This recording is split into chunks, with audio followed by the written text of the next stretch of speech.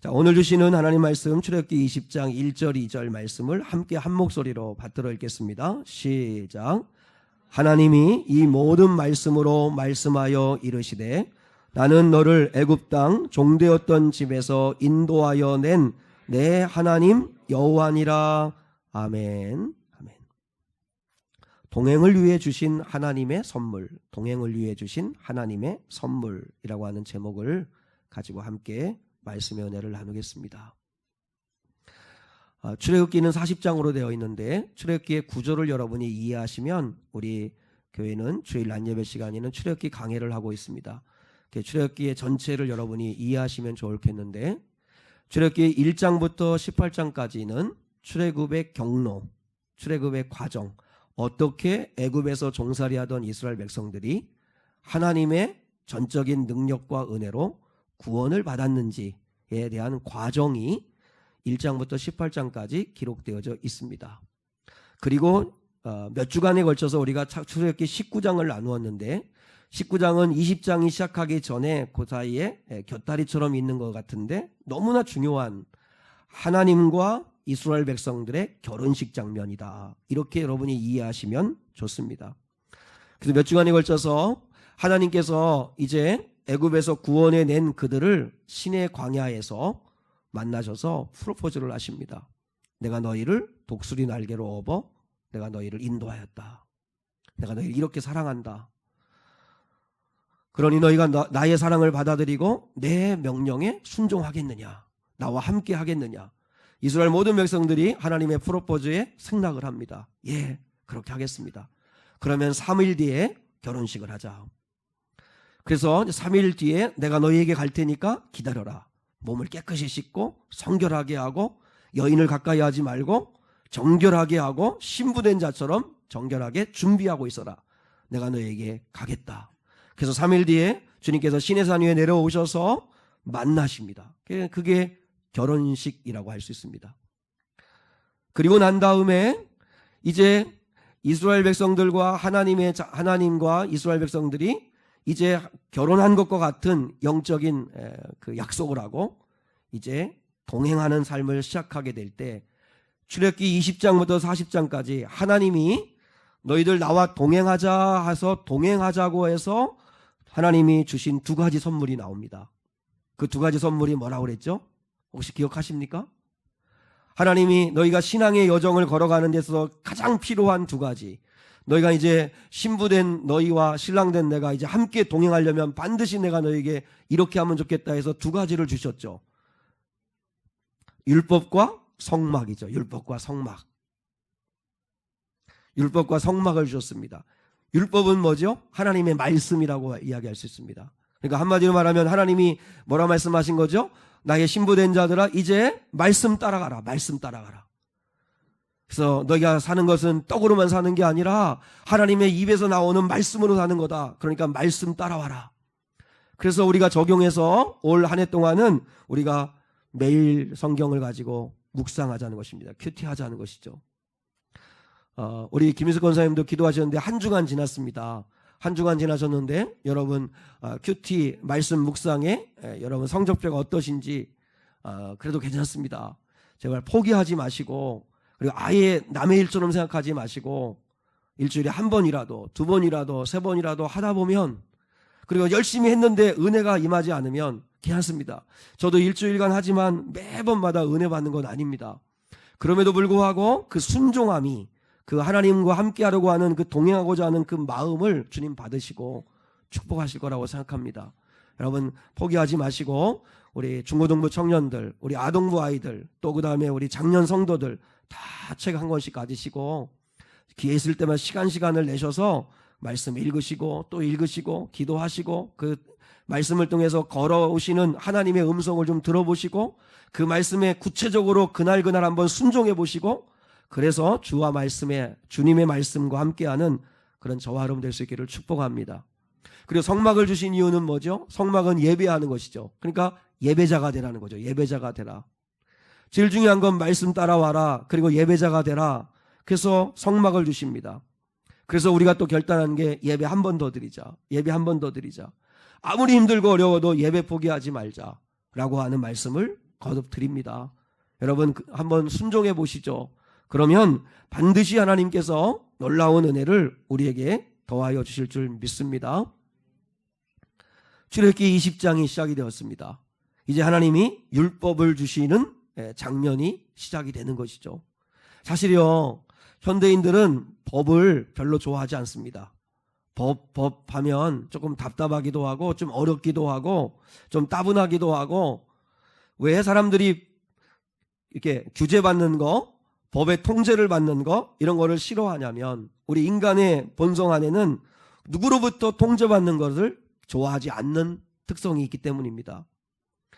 누군가가 나에게 이래라 저래라 규제하는 걸 좋아할 리는 없죠. 사실 우리가 자녀들을 키워봐서 알지만 우리 아이들이 사춘기라는 게 뭐예요? 아주 사춘기가 요즘은 뭐 아주 벼슬처럼 돼가지고 뭐 대들고 반항하고 부모님들의 말에 거꾸로 역행하고 뭐 이런 것이 마치 사춘기라고 생각하는데, 사춘기는 정체기를 자기의 자신의 정체성을 찾아가는 시기거든요. 방황도 하긴 하지만 그러나 여러분 그 방황도 좀 멋지게 좀 했으면 좋겠고, 아무튼 여러분 우리 사람들은 누군가 규제받고 통제받는 걸 그렇게 좋아하지 않습니다. 그러나 한번 생각해 보시죠. 법이 없는 자유, 법이 없는 자유라고 한번 생각해 보세요. 무법천지입니다. 무법천지. 아주 간단하게 예를 들어 가지고 교통법규 하나 더요. 교통법규가 없으면 여러분 오늘 교회 오시는데 엄청 힘드셨을 거요.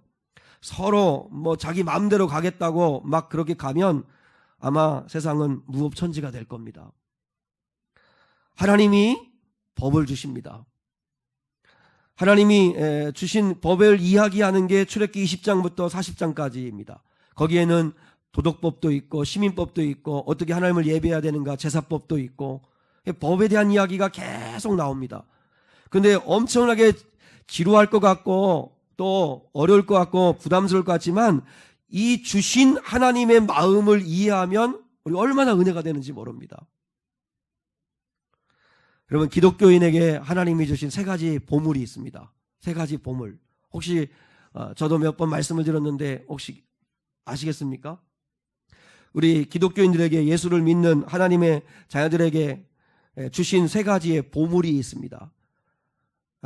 힌트를 드리자면 찬송가와 성경책 겉면 안쪽에 너무 중요하기 때문에 기록되어져 있는 세 가지입니다. 무엇일까요? 사도신경, 주기도문, 십계명입니다. 오늘 본문에서 출애굽기 20장에서 하나님이 법을 주시는데 제일 먼저 십계명을 주시죠. 십계명은 유일하게 하나님이 직접 말씀해 주시고 새겨 주신 말씀입니다. 다른 건 다 모세를 통해서 주셨는데 이 십계명만큼은 하나님이 직접 주신 말씀이에요. 그 십계명에다가 계명을 붙여가지고 유대인들이 613개의 율법을 만든 거죠. 그래서 율법을 행하는 자가 율법을 행함으로 구원받기가 너무 어렵게 되고, 물론 율법을 행함으로 절대 구원받을 수 없는 건데, 아무튼 모든 율법의 출발은 십계명입니다. 간단하게 여러분 사도신경을 하나님이 우리에게 보물로 주셨습니다. 사도신경은 뭐냐면 우리 기독교인들이 무엇을 믿는가 하는 믿음의 핵심입니다. 믿음의 핵심. 무엇을 믿는 건가 기독교는, 도대체 너희는 뭘 믿는 거냐, 도대체 뭘 믿는 거냐 할 때 그 엑기스가 사도신경에 기록되어 있습니다. 다경아, 목사님을 봐요. 목사님 등잔 밑이 어두워요. 그리고 두 번째로 주기도문을 줘. 주기도문도 하나님이 주신 보물인데요. 주기도문은 여러분 그 오해하시면 안 됩니다. 주님의 기도가 아닙니다. 주님의 기도가 아닙니다. 주님이 가르쳐 주신 기도입니다. 주님이 직접 하신 기도는 어디에 있냐면 요한복음 17장에 있습니다. 요한복음 17장이 예수님이 직접 하신 기도의 내용이 그대로 옮겨져 있고, 주기도문은 이렇게 너희가 기도하라고 예수님이 가르쳐준 기도의 모본입니다. 그러니까 여러분 그 주기도문은 우리가 해야 될 기도인 겁니다. 주님이 가르쳐주신 거예요. 이 6가지 주기도문에 살을 붙여가지고 기도를 하라고, 그러면 기도를 헤매지 않을 거라고 주님이 가르쳐주신 거예요. 그 주기도문은 우리가 기도해야 할 건데, 기도한다는 건 뭐냐면 주기도문은 우리가 바라보고 소망해야 될 게 무엇인가를 말씀하신 거예요. 소망의 핵심입니다. 소망의 핵심. 그리고 십계명은 뭐죠? 우리가 어떻게 살아야 되는가? 어떻게 사랑하며 살아야 될 것인가? 사랑의 핵심입니다. 사랑의 핵심. 사도의 신경은 믿음의 핵심이라면 주기도문은 소망의 핵심이고 그리고 십계명은 사랑의 핵심입니다. 그래서 하나님이 구원받은 너희들이 앞으로 어떻게 살아야 되는가를 말씀하시면서 주신 보물이 바로 십계명입니다. 이게 너무 중요하기 때문에 성경전 찬송가 안쪽에다가 아예 인쇄를 따로 해놓았습니다. 왜냐하면 그만큼 중요한 내용이기 때문에. 왜 십계명인가 하는 것을 오늘 함께 나누려고 합니다. 1절, 2절을 가지고 왜 십계명인가? 여러분, 십계명을 생각할 때 제일 중요한 건 한번 따라하겠습니다. 십계명을 언제 주셨는가? 이게 제일 중요합니다. 십계명을 언제 주셨는가? 사도행 여러분이 좀 그런 이렇게 할 수 있다면 출애굽기 40장을 쫙 펼쳐놓고 사도신경이 어디에 들어와 어느 위치에 들어와 있는가를 여러분이 보시면 쉽게 이해할 수 있습니다. 1절로 18장까지 1장부터 18장까지 애굽에 종살이하던 이스라엘 백성들을 하나님이 구원해 내시고 난 다음에 그 다음에 율법을 주셨다는 걸 여러분이 꼭 기억해야 합니다. 이건 놀라운 기독교의 은혜입니다. 복음이고. 만약에 십계명을 출애굽을 시키기 전에 하나님이 주셨다면 그러면 십계명을 포함한 율법은 구원의 도구입니다. 구원의 수단입니다. 그러니까 만약에 예를 들어서 하나님께서 너희들 이 십계명을 지키면 그러면 구원해 줄게 라고 하면 이 십계명은 구원의 조건입니다. 구원의 조건. 십계명을 행한 사람만 구원받을 수 있는 거예요. 십계명을 행하지 못한 사람은 구원받을 수 없는 거가 돼요. 그런데 하나님은 십계명을 율법을 출애굽하기 전에 주시지 않았습니다. 하나님의 전적인 일방적인 은혜와 능력으로 건져내시고 살려내시고 구원하시고 난 다음에 그 다음에 주셨다는 걸 여러분이 기억해야 합니다. 무슨 말이에요? 따라하겠습니다. 구원은 오직 하나님의 선물입니다. 구원은 우리의 노력이나 수고가 아니라 오직 하나님의 은혜라는 것을 말씀하시는 겁니다. 자, 2절의 말씀을 오늘 봅니다. 본문 2절. 자, 본문의 말씀 2절을 같이 한번 읽습니다. 시작. 나는 너를 애굽 땅 종되었던 집에서 인도하여 낸 내 하나님 여호와니라. 자, 이제부터 하나님께서 율법이라고 상징되어지는 율법의 근간인 십계명을 주시기 바로 전에 2절에서 뭐라고 말씀하냐면 나는 너를 애굽 땅 종되었던 집에서 인도하여 뭐예요? 인도하여 낸 내 하나님 여호와니라. 이렇게 기록되어 있지 않아요? 애굽 땅 종되었던 집에서 인도하여 낼 하나님이다 이렇게 말씀하지 않으셨어요. 인도하여 낸 하나님이다 이렇게 말씀하셨어요. 그러니까 무슨 말이죠? 애굽에서 종살이하던 이스라엘 백성들을 건져내시고 난 다음에 그 다음에 시내산에서 십계명을 주시겠다는 것이죠. 우리가 구원받는 것은 오직 하나입니다. 이스라엘 백성들과 똑같습니다. 우리가 구원받는 건 오직 예수 그리스도의 보혈의 능력입니다. 이스라엘 백성들이요 400년간 애굽에서 종살이하다가 하나님의 전적인 능력과 은혜로 그들이 구원받을 때 구원받은 건 무엇으로 구원받았죠? 여러분 출애굽할 때 아시죠? 마지막 10번째 재앙할 때 하나님이 애굽 땅을 진멸하시려고 할 때, 장자를 멸하시려고 할 때 그때 이스라엘 백성들에게 애굽에서 구원받을 때 필요했던 건 오직 하나입니다. 어린 양의 피. 어린 양을 준비해 놨다가 이제 6월절이 되면 그 양을 잡아라. 그리고 그 어린 양의 피를 받아서 그리고 문지방과 문설주 너희들이 오고 가는 그 문에다가 발라라. 그리고 이제 하나님께서 천사들을 보내서 애굽 땅을 치실 때 그 어린 양의 피를 보면 그러면 죽음이 넘어갈 것이다. 그래서 이스라엘 백성들이 구원받았어요. 이스라엘 백성들이 한 건 하나님의 말씀을 믿고 순종한 것밖에 없어요. 하나님의 말씀을 그냥 영접한 거예요.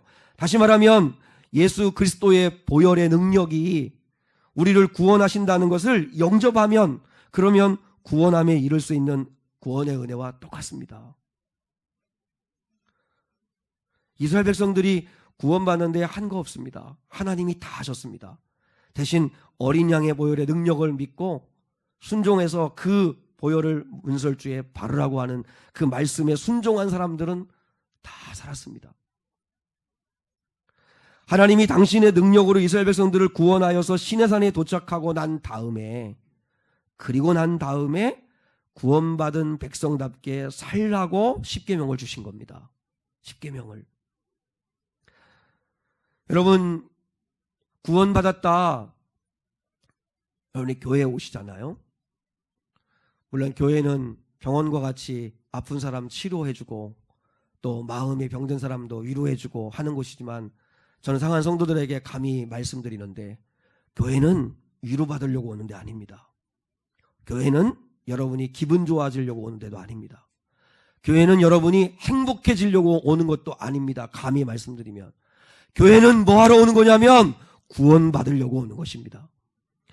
영생 얻으려고 오는 것입니다. 믿습니까? 그러면 구원과 영생을 받으려면 뭘 해야 되냐면 대가 지불을 해야 합니다. 그래서 좁은 길을 가는 겁니다. 내 기분 풀어지려고, 내 형편 지금 현실이 너무 어려우니까 그 문제 한번 해결해 보고 싶어서, 내가 좀 행복해지려고, 교회 가면 좀 따뜻한 말 해주고 하니까 위로받고 싶어서, 그런 요소도 분명히 교회 안에는 있어야 합니다. 그러나 본질은 아닙니다. 본질은. 교회는 왜 오시냐면 예수의 보혈의 능력 믿고 죄사함 받고, 그리고 영생 얻고자 오는 것입니다. 구원받으려고 오는 것입니다. 그런데 여러분, 우리가 예수 믿고 나 구원받았어, 나 30년 전에 어느 교회에서 누구에게 전도받고 세례도 그때 받고 나 구원받았어, 그렇게만 이야기하면 끝이 아닙니다.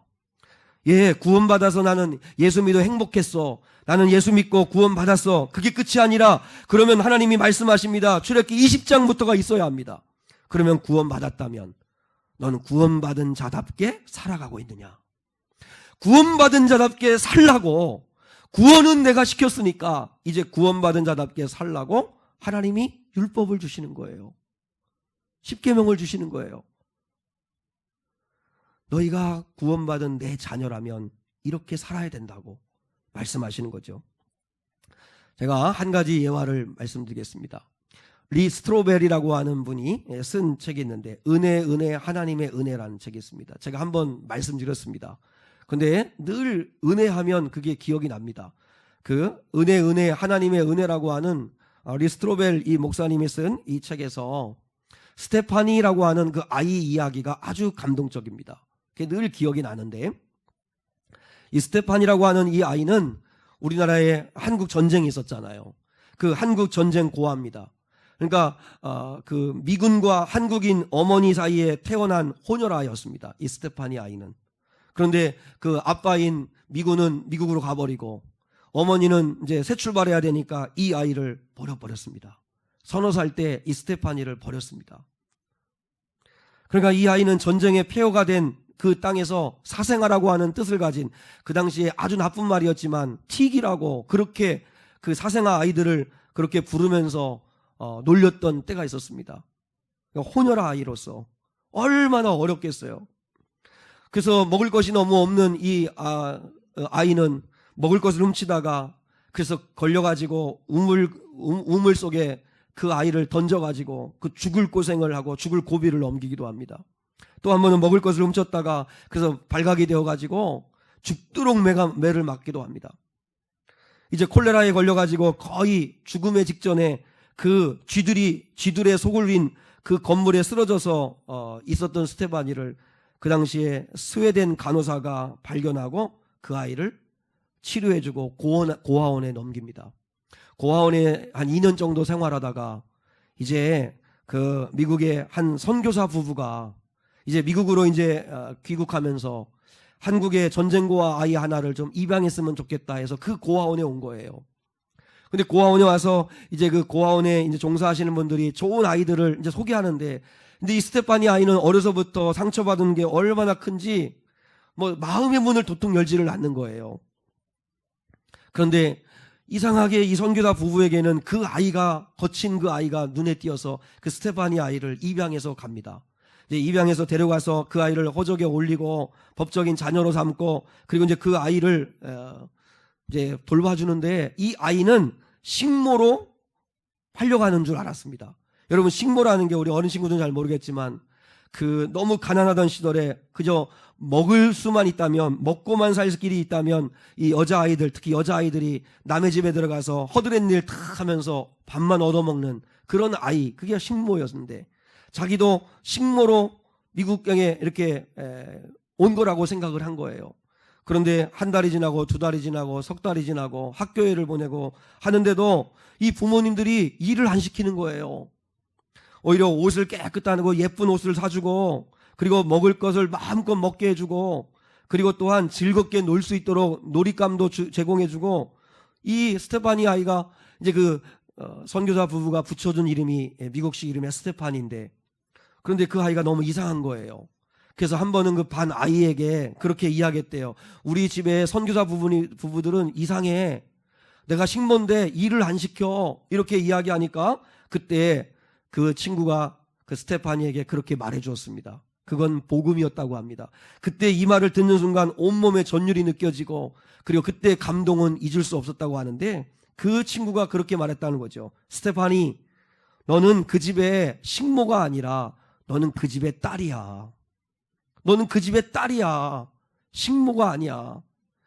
그 말을 듣고 집으로 뛰어가가지고 그 선교사 부부에게 물었답니다. 내가 식모가 아니라 이 집의 딸이 맞아요? 딸이에요? 그럼 물었을 때 그 선교사 부부가 그 스테파니를 콕 안아주면서, 네가 왜 식모니? 너는 우리의 딸이야. 우리가 너무나 사랑하는 우리 딸이야. 내 딸이야. 이러면서 안아줬다고 그래요. 그러면서 이제 스테파니가 그때부터 변화되기를 시작했다는 거예요. 아, 나는 식모가 아니구나. 나는 이 집의 딸이구나. 나는 사랑받는 딸이구나. 그러면서 사랑받으면서 그 부부의 딸로서 이제 잘 자라갔다고 하는 것이죠. 한번 여러분 생각해 보세요. 스테파니가 선교사 부부의 눈에 들어와서 입양이 되어서 딸로 호적에 올라가고, 그리고 이제 함께 살아가는 이걸 우린 구원이라고 말할 수 있습니다. 구원. 아니면 고아원에서 매일 구타당하고, 그리고 또한 멸시받고, 그리고 또한 혼혈하라고 해서 놀림받고 비참한 삶을 살아야만 하는 이 아이가 이제 그 부모님을 만나서 그 부모님의 딸이 되면서 이제 삶이 완전히 바뀌게 된 거죠. 그 스테파니가 구원받게 된 첫 번째 은혜는 뭐냐면 바로 선교사 부부에게 선택되었다는 것입니다. 고아원에 다른 아이들도 많은데, 근데 이 스테파니 아이에게 가까이 가면 이 아이는 이렇게 마음을 열 줄 모르니까 비명을 지르고, 그리고 상대방에게 침을 뱉고 도망가고 하는 그런 거친 아이였대요. 근데 이상하게 선교사 부부는 그 아이가 마음에 와닿았다는 거예요. 그래서 그 거친 아이를 자신의 딸로 입양하기로 결정했다는 거예요. 구원이 뭐죠? 사실 사랑하는 성도 여러분, 지금 이 시간에 여기에 우리가 이렇게 와서 예배하는 것 이 자체가 놀라운 하나님의 선택하심 아닙니까?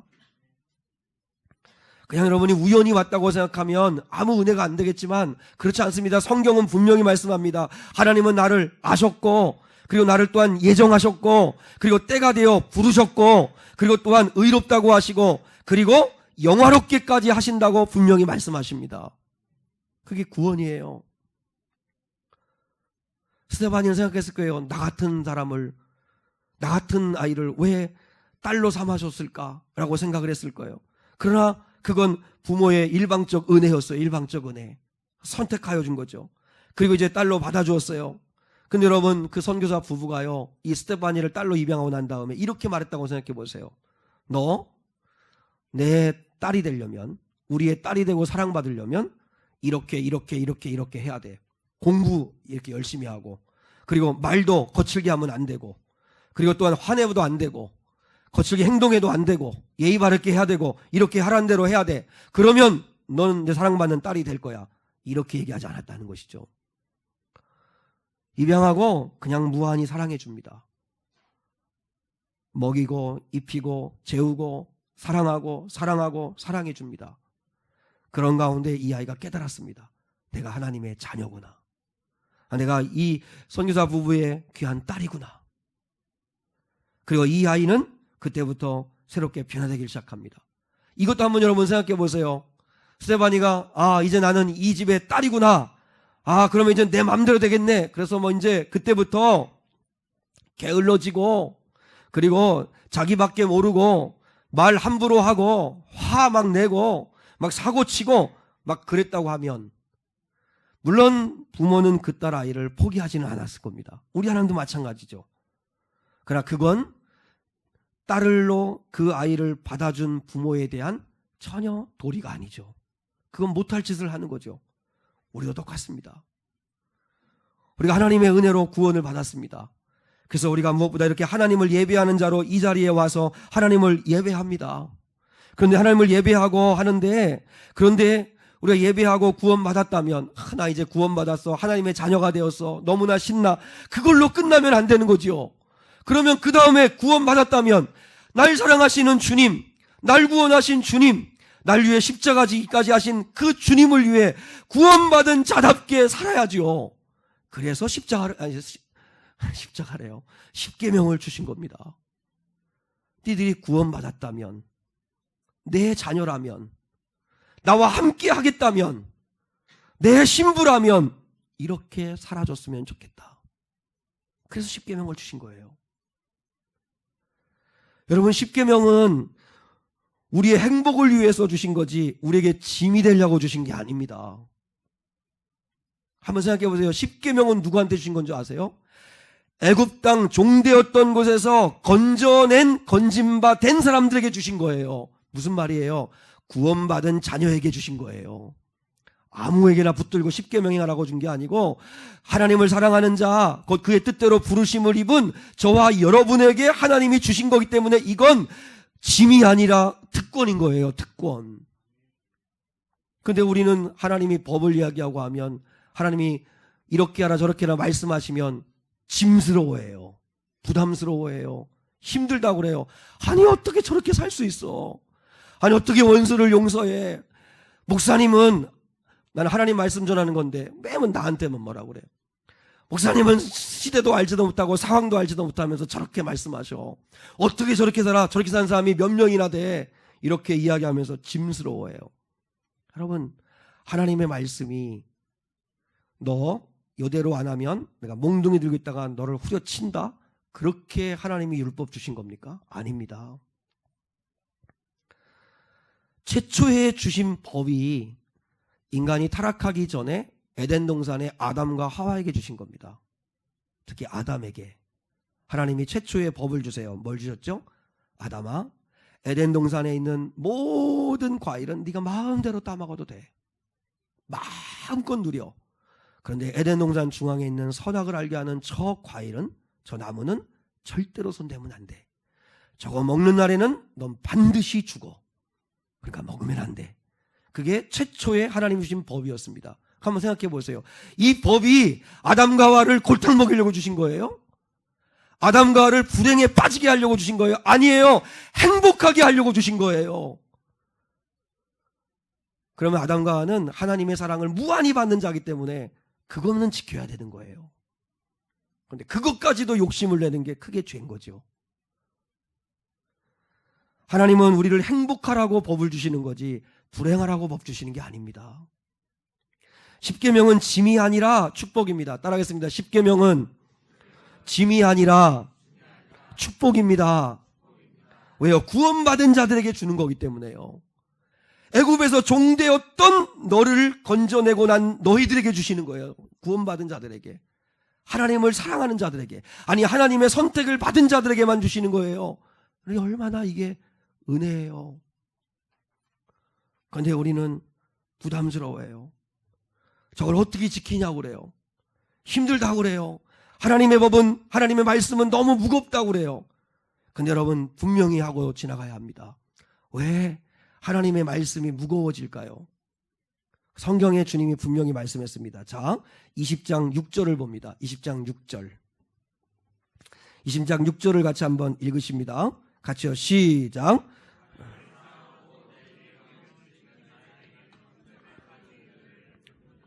예, 여기 보면 동사가 나오는데 나를 사랑하고 사랑하다는 동사와 내 계명을 지킨다 하는 지키는 자, 지키다라고 하는 두 가지 동사가 나오는데 이 두 가지 동사는 동급입니다.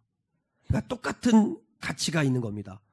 똑같은 가치. 그러면 이게 무슨 말이냐면, 자, 주님이 분명히 말씀했어요. 십계명을 주시는 가운데 나를 사랑하고 내 계명을 지키는 자, 사랑하다, 지킨다, 이게 동급이에요. 똑같은 단어예요. 같은 단어예요. 그러니까 나를 사랑하는 자는 내 계명을 지킬 수 있다라고 말씀하셨어요.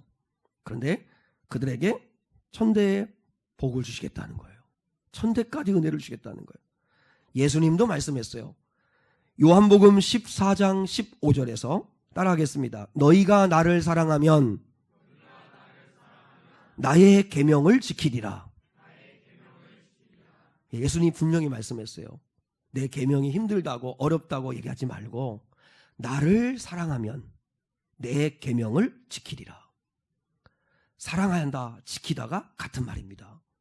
너희가 나를 사랑하면 그러면 내 계명을 지킬 수 있다.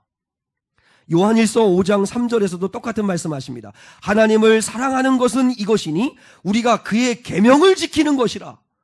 하나님을 사랑하는 것이 이것이니 우리가 그의 계명을 지키는 것이라. 그의 계명은 무거운 것이 아니로다. 그의 계명은 무거운 것이 아니로다. 가면 사랑 여러분, 솔직하게 우리가 왜 순종하기가 어렵고 힘들죠? 사랑이 식어졌으니까. 아니, 뜨겁게 사랑해 본 적이 없으니까. 그래서 부담스럽다고 그러는 거죠. 힘들다고 그러는 거죠. 근데 오늘 하나님은, 예수님은 또한 사도 요한은 분명히 말했습니다. 너희가 나를 사랑하면 내 계명을 지킬 수 있다. 내 계명은 절대 무거운 것이 아니다. 얼마든지 할 수 있다. 사랑하면. 그럼 예를 들겠습니다. 연애해 보신 분들 있으시죠? 그죠? 연애 다 해보셨죠? 그죠? 연애해서 결혼하시고 하셨을 텐데, 연애할 때 연인을 위해서 엄청나게 의무를 다합니다. 그 의무 가운데 하나가 뭐냐면, 데이트할 때, 데이트가 끝나고 나면 남자가 여자를 집까지 바래다 주는 건, 그건 암묵적인 룰입니다. 그죠? 요즘은 그런지 모르겠어요. 요즘은 차 있는 사람이 데려다 주는 건가요? 요즘은 연애를 내가 안 해봤어요. 아내 말고 딴 사람, 연애를 안 해봐가 잘 모르겠는데, 여러분, 제가 연애할 때는 반드시 남자가 여자를 집까지 바래다 주는 게 그건 암묵적인 틀이었습니다. 저는 경기도 남양주시에서 살았었습니다. 제가 신대원 다닐 때, 제 아내를 만났을 때. 그리고 저희 집사람은 서울 노원구 중계동에 살았습니다. 그 거리가 구리하고 남양주시하고 그 노원구까지 차로 1시간 정도 걸립니다. 왕복 2시간이 소요되는 거리입니다. 그런데 당연히 바래다 줬죠. 당연히 바래다 줬죠. 근데 여러분, 어느 남자가 어떻게든지 오늘은 좀 안 데려줬으면 좋겠다. 오늘은 좀 안 데려다주고 좀 혼자 갔으면 좋겠다. 이렇게 생각하는 남자는 없어요. 사랑하면. 아니, 오히려 사랑하는 사람이 나 혼자 갈 테니까 오늘은 힘드니까 그냥 가라고 하면 서운하죠. 그래서 끝까지 데려다 주죠. 안 데려다 주려고 핑계대는 남자가 있다면 그건 이상한 거죠. 2시간이 소요되는 거리라도 데려다 주고 또 돌아올 때는요, 혼자 온데도 신나요. 싱글벙글해요. 헤어지고 나서 가다가 시티폰으로 전화를 합니다. 시티폰 아세요? 제가 시티폰이 한때에 있는데, 그게 이제 핸드폰이 나오면서 망했는데, 시티폰은 공중전화 박스에 안테나가 있어가지고 그 공중전화 박스 그 근처에 차를 대놓고 하면 전화가 터집니다. 전화를 하는 게 시티폰인데, 걸 수만 있고 받을 수는 없는 그런 이제 전화입니다. 그래서 그 시티폰을 가지고 공중전화 박스를 빨리 찾습니다. 그러면 거기 이제 안테나 옆에 차를 주차해 놓고 한 1시간이건 또 통화를 합니다. 우리도 그런 적이 있었어요. 그렇게 해요. 그렇게 하고 집에 들어가는데도 피곤할까요? 안 피곤할까요? 안 피곤합니다. 아시네. 하나도 안 피곤합니다. 너무 행복합니다. 그렇게 무리하는데도 하나 행복하지 않습니다. 이유는 하나입니다. 사랑하기 때문에. 뜨겁게 사랑하기 때문에 할 수 있습니다. 여러분, 신앙생활도 의무감으로 하면 진짜 힘듭니다. 사랑 없이 하는 것만큼 신앙생활이 고통이 없습니다. 그런데 여러분, 주님과 사랑에 빠지고 교회와 사랑에 빠지면 그러면 쉽습니다. 행복합니다. 주님의 계명은 오늘 주님 말씀했습니다. 내 계명이 무거운 게 아니다. 계명이 무겁다고? 부담스럽다고? 어떻게 저렇게 살아? 그렇게 말해? 나를 사랑하면 내 계명을 지킬 수 있다. 주님이 말씀하신 거예요. 주님의 마음이 느껴지세요? 여러분, 주님이 원하시는 건 그러니까 우리가 계명을 순종하고 순종하지 않는 행위 이전에 뭘 원하시는 거예요? 사랑의 마음이에요. 뜨거운 사랑의 마음. 주님을 사랑하면 교회를 사랑하게 되고 성도를 사랑하게 되고 가족을 사랑하게 되고 뜨거운 사랑의 마음이 회복되는 거죠. 사랑하면 그러면 힘들지 않아요. 기도가 사랑하는 주님과 교제하는데 뭐가 힘들어요? 주님의 말씀 연애편지를 읽는데 뭐가 힘들어요?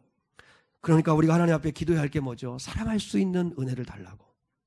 2019년도 한 해 동안은 말씀 따라가고 예배를 드리면서 하나님 사랑할 수 있는 사랑의 마음이 회복될 수 있게 하여 주시옵소서. 우리가 기도해야 합니다. 하나님이 원하시는 게 뭘까요? 여러분, 우리가 이렇게 생각해 보세요. 만약에 여러분의 남편이 아내에게 이제 난 당신을 사랑하지 않아. 그런데 걱정하지 마. 변하는 건 하나도 없어. 내가 계속 돈을 벌어다 줄 거야. 그리고 남편으로서의 책임 다 할 거야. 아버지로서의 책임도 다 할 거야. 그런데 더 이상 당신을 사랑하지는 않을 거야. 이렇게 여러분 말하면 어떤 아내가 감사해요. 돈 벌어다 주고 그러면 됐지요. 사랑 끝까지 거 안 줘도 괜찮아요. 할 아내가 어디 있어요. 우리 주님도 똑같습니다. 여러분, 하나님 원하는 건 내가 다 할게요. 교회 갈게요. 주일날 예배 드릴게요. 헌금 할게요. 예, 봉사하라면 조금 힘들지만 네, 봉사할게요. 근데 사랑은 기대하지 마세요 라고 한다면 여러분, 주님이 기뻐하시겠습니까? 주님이 정말 원하시는 건 마음을 원하는 거죠. 사랑하기를 원하는 거죠. 사랑하면 그러면 예배를 드리고 교회를 오고 기도를 하고 헌금을 하고 봉사를 하는 게 힘들지 않은 거죠. 사랑하는 여러분, 하나님을 정말 사랑하면 10계명 앞으로 나누겠지만 다른 신 섬기지 않죠. 하나님을 정말 사랑하는데 하나님이 말씀하신 내 부모를 공경하라는 걸 순종하지 않겠어요? 하나님을 사랑하는데 간음할 수 있어요? 하나님을 사랑하는데 이웃의 것을 탐낼 수 있고 도둑질할 수 있어요? 그럴 수 없어요. 하나님을 사랑하면 할 수 있어요. 하나님을 사랑하는 것이 식어지니까 그래서 어려운 거죠. 하나님의 말씀을 마치겠습니다. 10계명은 구원받은 자들에게 주시는 선물입니다. 구원하시고 난 다음에 너희가 나의 신분이 구원받았으니 이제는 이렇게 살아줘야 돼 라고 이야기하는 것입니다. 그리고 주님이 원하시는 건 사랑입니다. 네가 날 사랑하면 할 수 있어. 사랑하면 순교도 할 수 있는 거야. 사랑하면 내 인생도 드릴 수 있는 거야. 그런데 안 돼. 힘들어. 부담스러워. 사랑이 식어졌기 때문이야. 여러분, 다시 한번 사랑을 회복할 수 있기를 축원합니다. 그리고 여기에 모인 우리 중고등부 아들, 딸들도 마찬가지고 청년들도 마찬가지고 우리 성도들 가운데 아직 주님을 미친 듯이 사랑해 본 적이 없으시다면 주님을 미친 듯이 사랑할 수 있게 해달라고 기도하셔야 합니다. 어느 부모님들은요, 우리 아이가 교회만 간다고, 교회만 가 있어 걱정이라고, 그건 여러분 걱정하실 거 없습니다. 차라리 교회에 미치고 예수에게 미치면 성령이 그 아이들을 인도하여 주십니다. 그 아이들이 때가 되면 깨닫고 하나님의 사명 발견하면 공부도 하고 인생 준비합니다. 여러분, 교회에 미치고 예수에 미치지 않으면 그럼 이 아이들이 뭐 할 것 같습니까? 게임에 미치고 세상에 미쳐가지고 살아가는 거죠. 차라리 교회에서 생활하고 예배드리고 헌신하고 봉사하면서 예수에게 미치는 게 하나님이 그들의 인생을 책임지십니다. 우리 성도는 마찬가지입니다. 우리 이왕 믿는 거 예수에게 한번 미쳐봐야 되지 않습니까? 좀 주님을 사랑할 때 교회를 위해 좀 미친 듯이 좀 사랑해봐야 되는 거 아닙니까? 그렇게 사랑하라고 주님이 주신 겁니다. 이 기억하고 여러분, 하나님 말씀을 따라가고 예배 드리고 주님과 함께 동행하는 저와 여러분 될 수 있기를 축원합니다.